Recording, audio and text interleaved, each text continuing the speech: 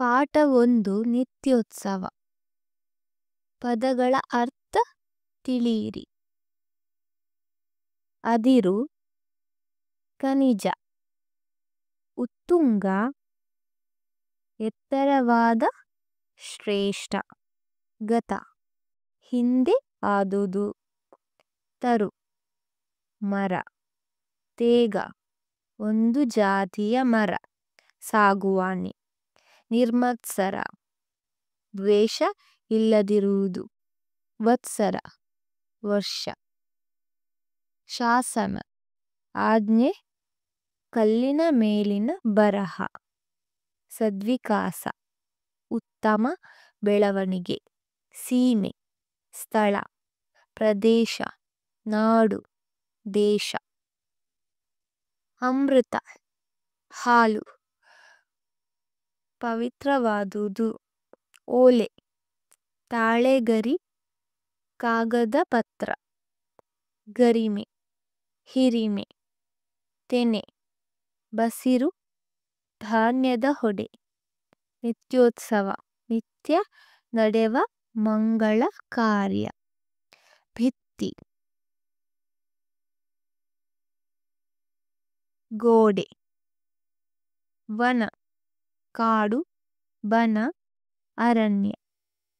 ಶೀಲ, ನಡತೆ, ಚಾರಿತ್ರ್ಯ. ಸಿರಿ, ಸಂಪತ್ತು, ಹಿರಿಮೆ, ಹೆಚ್ಚುಗಾರಿಕೆ. ನೆಕ್ಸ್ಟ್ ಒನ್ ಪ್ರಶ್ನೆಗಳು.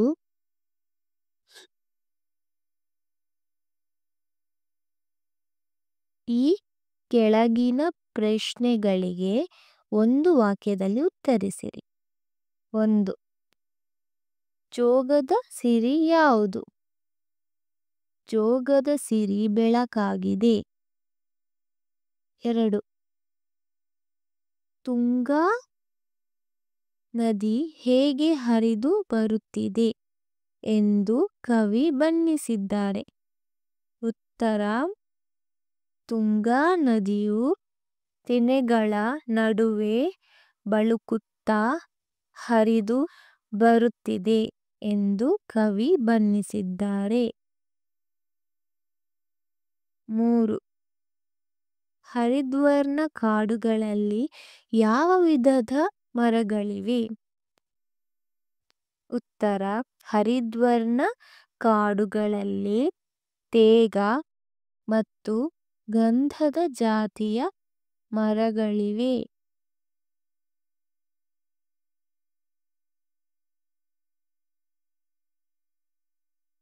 4. ಶಾಸನಗಳು ಏನನ್ನು ಸಾರುತ್ತವೆ? ಉತ್ತರ: ಶಾಸನಗಳು ಗತಕಾಲದ ಸಾಹಸಗಳನ್ನು ಸಾರುತ್ತವೆ. 5. ಕನ್ನಡ ಸೀಮೆಯ ಜನರ ಮನಸ್ಸು ಎಂತಹದ್ದು?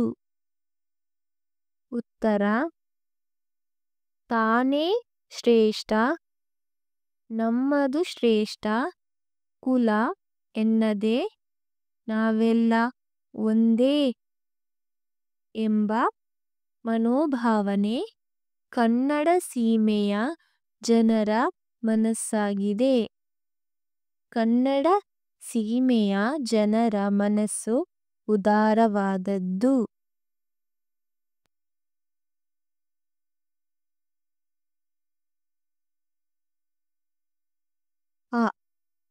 ಈ ಕೆಳಗಿನ ಪ್ರಶ್ನೆಗಳಿಗೆ 2-3 ವಾಕ್ಯಗಳಲ್ಲಿ ಉತ್ತರಿಸಿರಿ.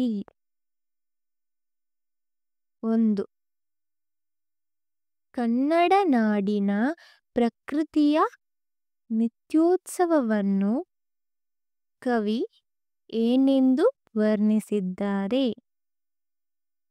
ಉತ್ತರ: ಜೋಗದ ನೈಸರ್ಗಿಕ ಸೊಬಗಿನ ಬೆಳಕಿನಲ್ಲಿ ಬಳುಕುತ್ತಾ ಬರುವ ತುಂಗಾ ನದಿಯ ಬಳುಕಿನಲ್ಲಿ, ಸಹ್ಯಾದ್ರಿಯ ಎತ್ತರದ ಬೆಟ್ಟಗಳಲ್ಲಿ, ಸಿಗುವ ಲೋಹದ ಅದಿರಿನಲ್ಲಿ ಹರಿದ್ವರ್ಣ ಕಾಡುಗಳಲ್ಲಿನ ತೇಗ ಗಂಧ ಮರಗಳ ಸೊಬಗಿನಲ್ಲಿ ಕನ್ನಡ ತಾಯಿಗೆ ದಿನವೂ ನಿತ್ಯೋತ್ಸವ ಎಂದು ಕವಿ ವರ್ಣಿಸಿದ್ದಾರೆ.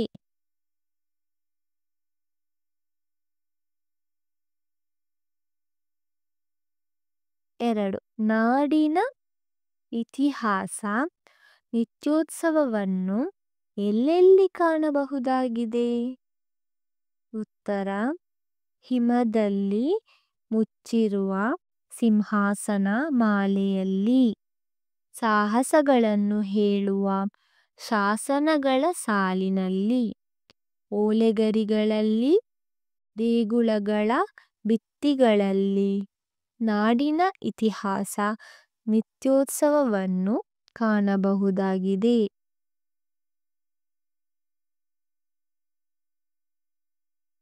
3. ಕನ್ನಡ ಸೀಮೆಯ ಮಹಿಮೆ ಎಂತಹದ್ದು? ಉತ್ತರ: ಕನ್ನಡ ಸೀಮೆಯ ಜನರ ಮನಸ್ಸು ಉದಾರವಾದದ್ದು. ನಮ್ಮ ಕುಲವೇ ಶ್ರೇಷ್ಠ, ನಾವೇ ಶ್ರೇಷ್ಠ ಎನ್ನದೆ ಎಲ್ಲರ ಏಳಿಗೆಗೂ ದುಡಿಯುತ್ತಾರೆ. ಲೋಕಕ್ಕೆ ಅಮೃತವನ್ನು ಹಂಚುವವರು ಕನ್ನಡಿಗರು.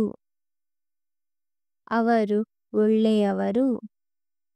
ಅವರ ಮನಸ್ಸಿನಲ್ಲಿ ಯಾವುದೇ ಮತ್ಸರವಿಲ್ಲ.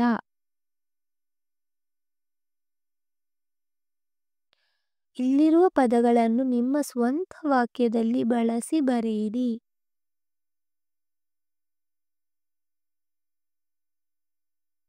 1. ನಿತ್ಯೋತ್ಸವ. ಧರ್ಮಸ್ಥಳದಲ್ಲಿ ಮಂಜುನಾಥ ಸ್ವಾಮಿಗೆ ನಿತ್ಯೋತ್ಸವ ನಡೆಯುತ್ತದೆ. ನಿತ್ಯೋತ್ಸವ ಅಂಡರ್ಲೈನ್. ಉತ್ತುಂಗ. ಕವಿ ಕುವೆಂಪುರವರು ಕನ್ನಡ ಸಾಹಿತ್ಯವನ್ನು ಉತ್ತುಂಗಕ್ಕೇರಿಸಿದರು.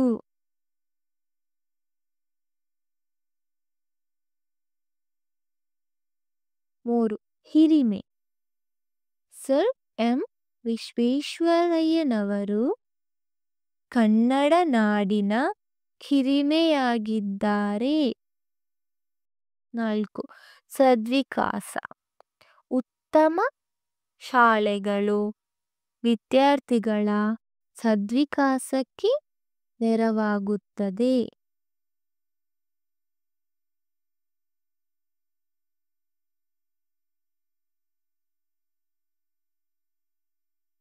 ಇಲ್ಲಿರುವ ಪದಗಳನ್ನು ಬಿಡಿಸಿ ಬರೆಯಿರಿ. 1. ನಿತ್ಯೋತ್ಸವ. ನಿತ್ಯ ಪ್ಲಸ್ ಉತ್ಸವ. ಮನದುದಾರ. ಮನ ಪ್ಲಸ್ ಉದಾರ. ಲೋಹದದಿರ. ಲೋಹ ಪ್ಲಸ್ ಅದಿರ. ಲೋಕಾಮೃತ. ಲೋಕ ಪ್ಲಸ್ ಅಮೃತ. ಸಿಂಹಾಸನ. ಸಿಂಹ ಪ್ಲಸ್ ಆಸನ.